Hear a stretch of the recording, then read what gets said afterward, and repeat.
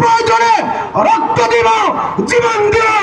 আমাদের এক বিন্দু রক্ত পরিমাণে আমরা আমাদের বাংলাদেশের মধ্যে আমরা কোরআনী শাসন বাস্তবায়ন করার জন্য কারা কারা রেডি আছি, হাত তুলে দেখিয়ে দিচ্ছি রেডি আছি।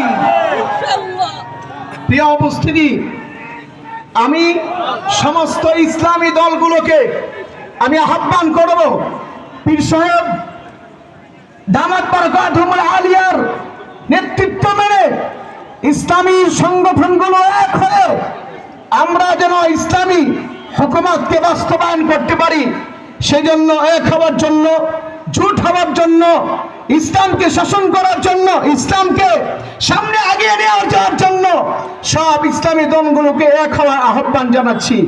পরিশেষে বর্তমানে উপদেষ্টা যারা রয়েছেন তাদের কাছে আমাদের কিছু দাবি আছে।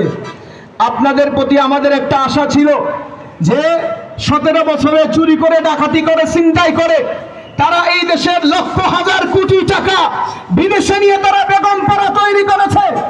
এই দেশের বিভিন্ন উন্নয়নের নামে, এই দেশের বিভিন্ন ট্যাক্স সহকারে তারা রাতারাতি দেশের থেকে টাকা বাহিরে নিয়ে তারা আঙ্গুল ফুলে গলা গাছ হয়েছে।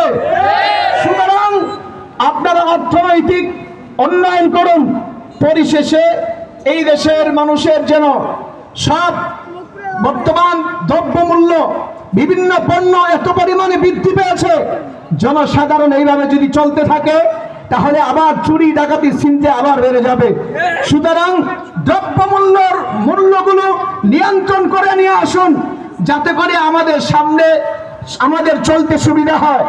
পরিশেষে আরেকটা আমাদের দাবি হবে যে যতদিন পর্যন্ত ভোট অধিকার বাংলাদেশের মানুষের কাছে ফিরিয়ে না দেওয়া যাবে ততদিন পর্যন্ত সেই পরিস্থিতি তৈরি করার আহ্বান উপদেষ্টা সরকারের কাছে আমরা করছি।